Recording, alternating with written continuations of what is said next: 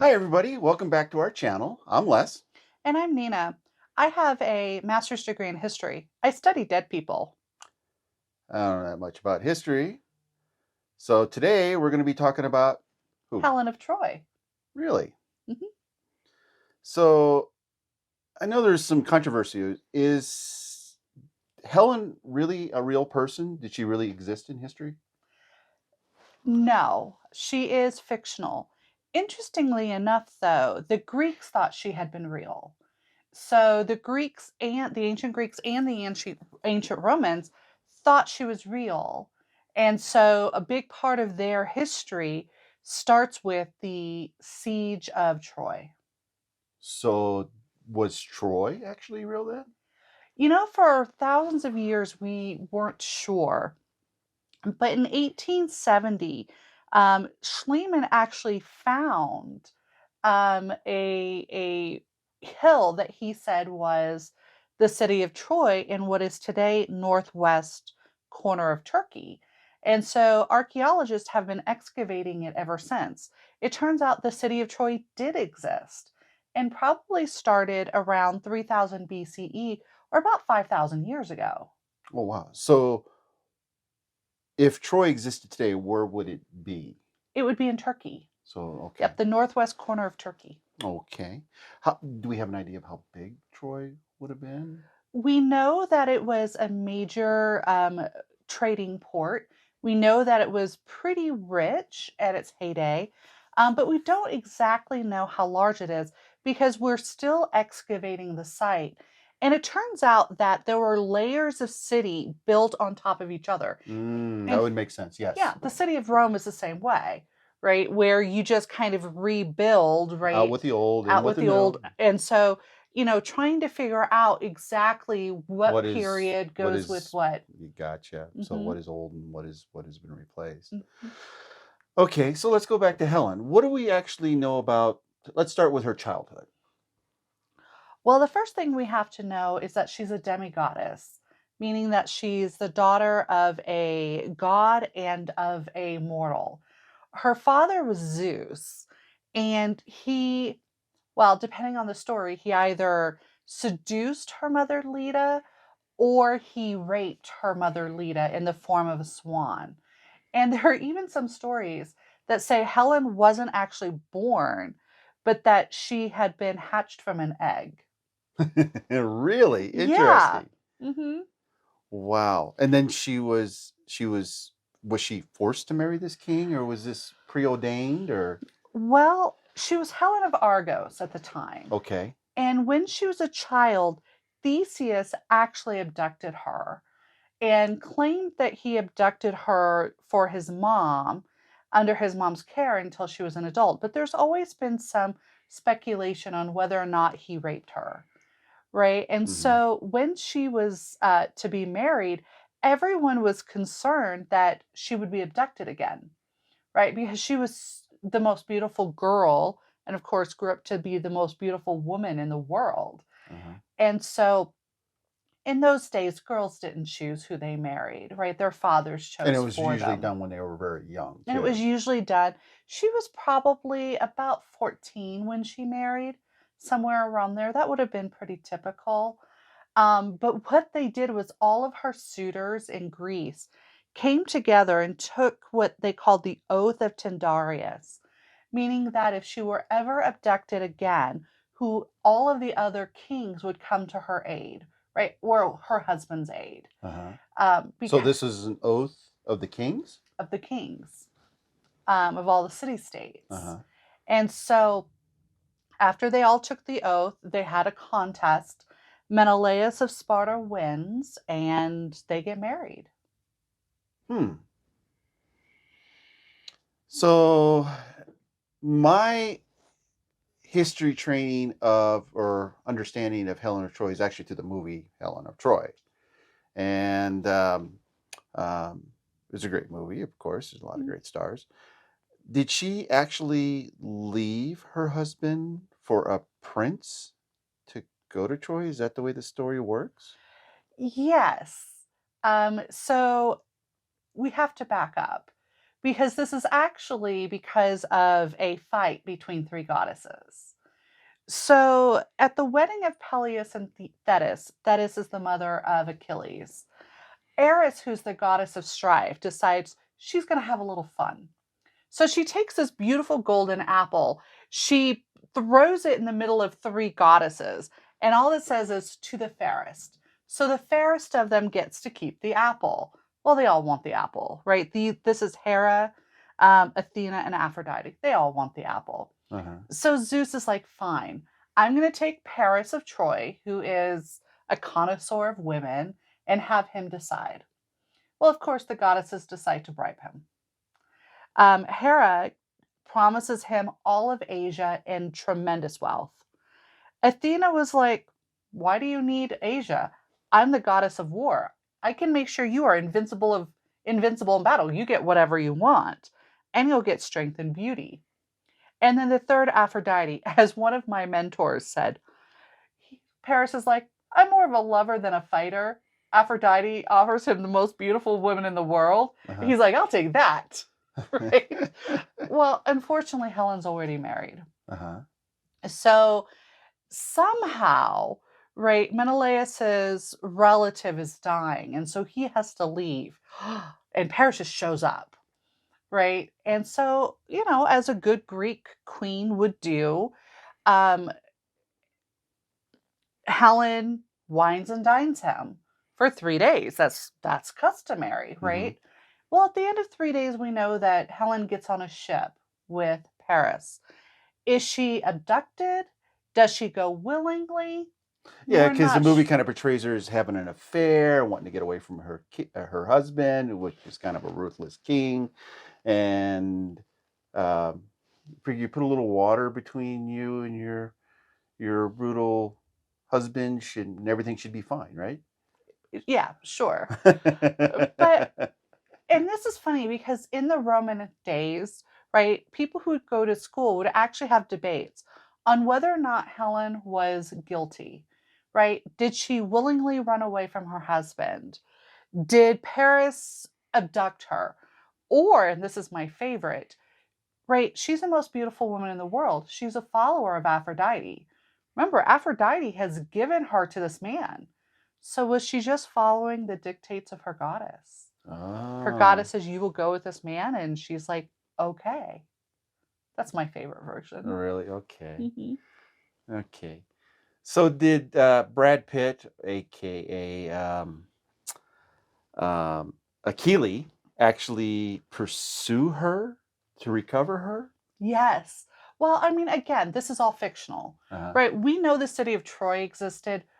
We don't know whether the Trojan War existed. Okay. Right. But in the myth, right, remember, all of the men of Greece had promised if Helen were ever abducted again, that they would go after her. So Menelaus calls them on it, says, hey, Paris of Troy abducted my wife. We have to go get her. Well, Achilles is one of these great heroes. They all go. For 10 years, they lay siege to Troy.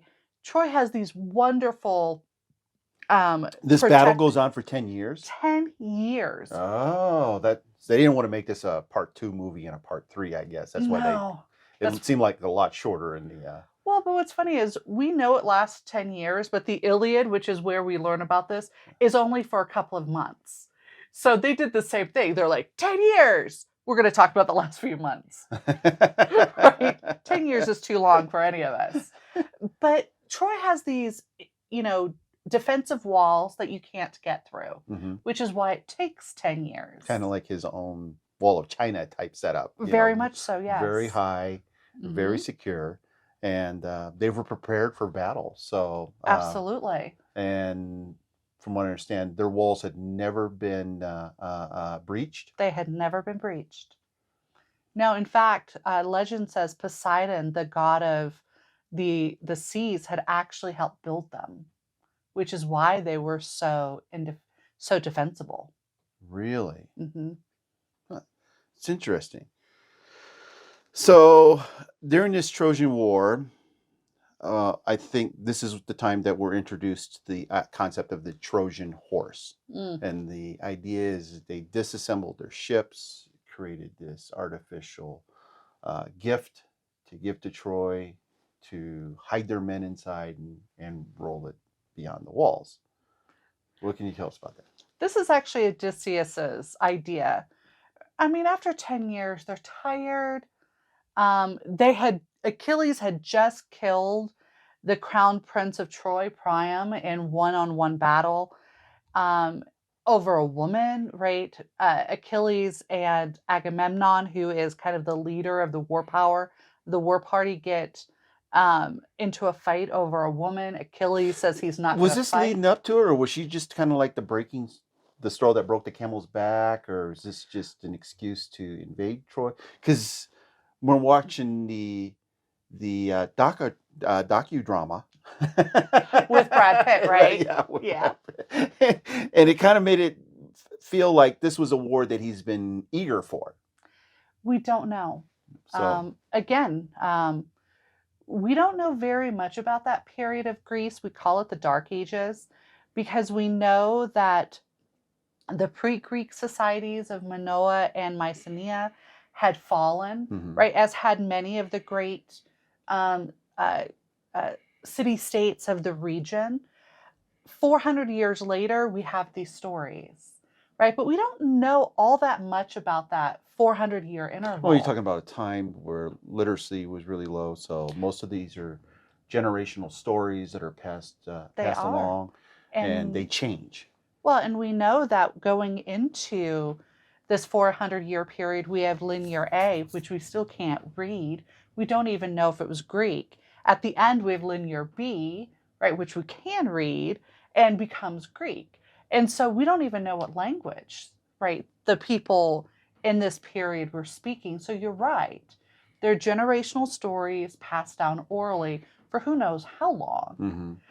But what we do know is that Odysseus comes up with this idea of the Trojan horse, right? That they will pretend that they are sailing away, but what they've actually done is taken the majority of their fleet, as you said, and broken them down and built this horse, right? Which is hollow, but the Trojans don't know this.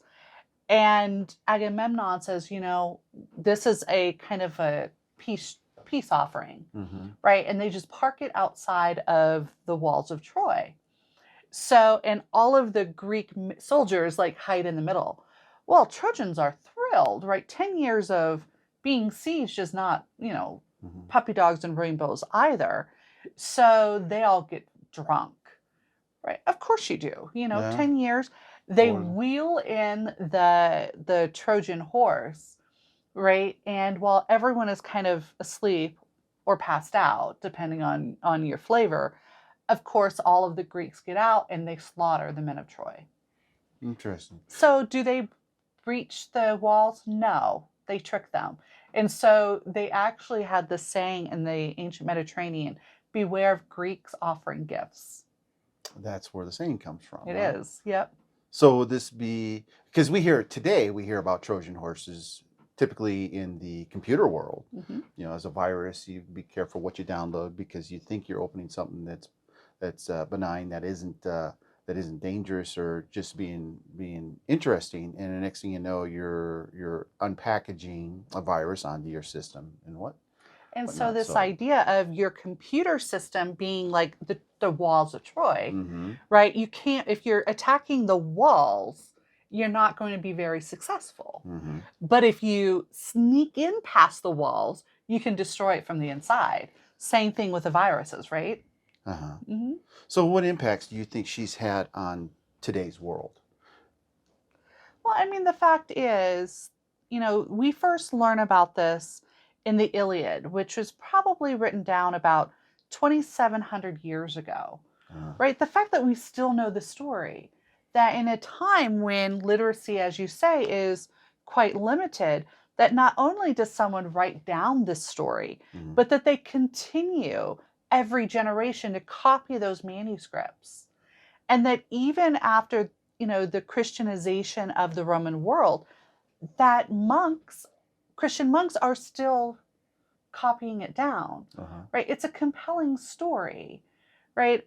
Well, one might be, beware of women, right? Because women can be quite fickle. In fact, we know that after Paris dies, the next man that Helen goes for is actually his brother, Deiphobus.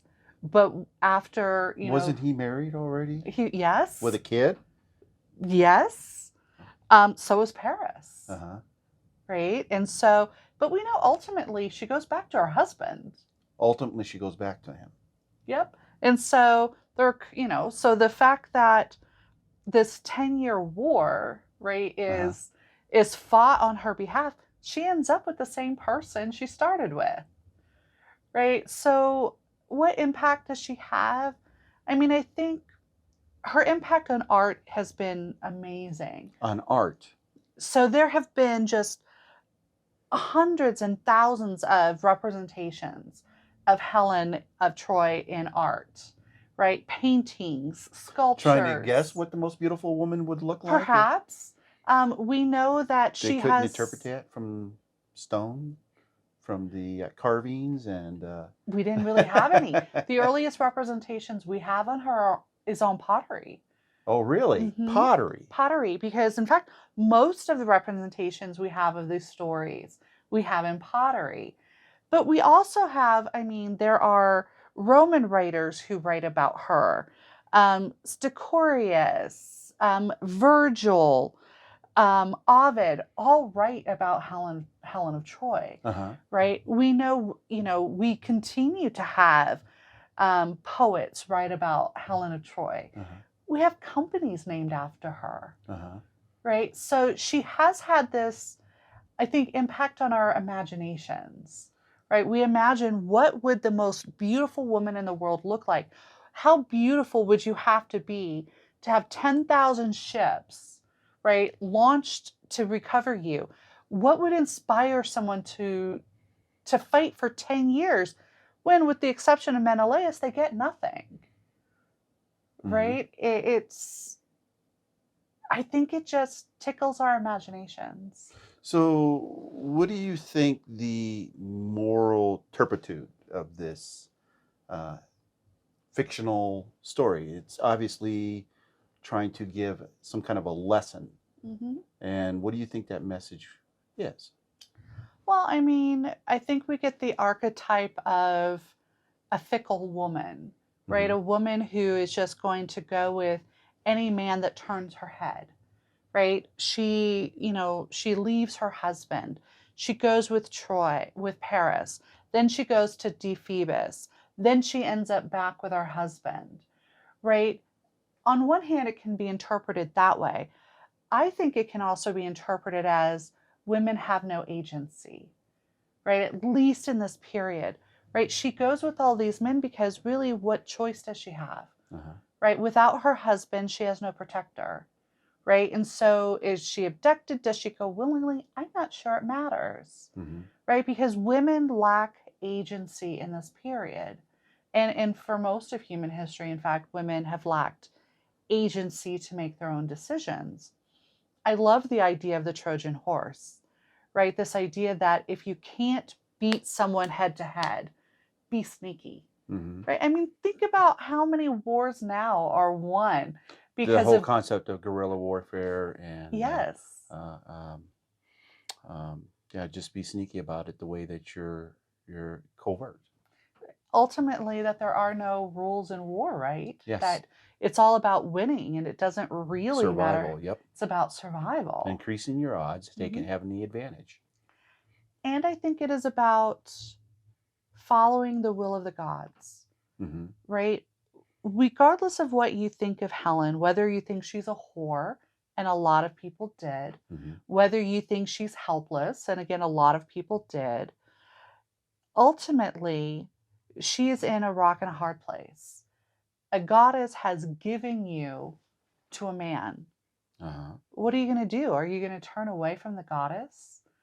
Right? So we learn to follow the will of the gods regardless of the consequences. Wow. Mhm. Excellent. Thank you, Nina. That was a very interesting um, overview of Helen of Troy. Mhm. If you liked this, go ahead and subscribe. We would love to hear from you. Are you enjoying the format and the stories? Is there someone you'd like us to go and do? If you do, go ahead and comment below. Don't forget to click that subscribe and like button. Mhm. And we look forward to seeing you again next week. All right. Bye, everyone. Bye bye. Thanks.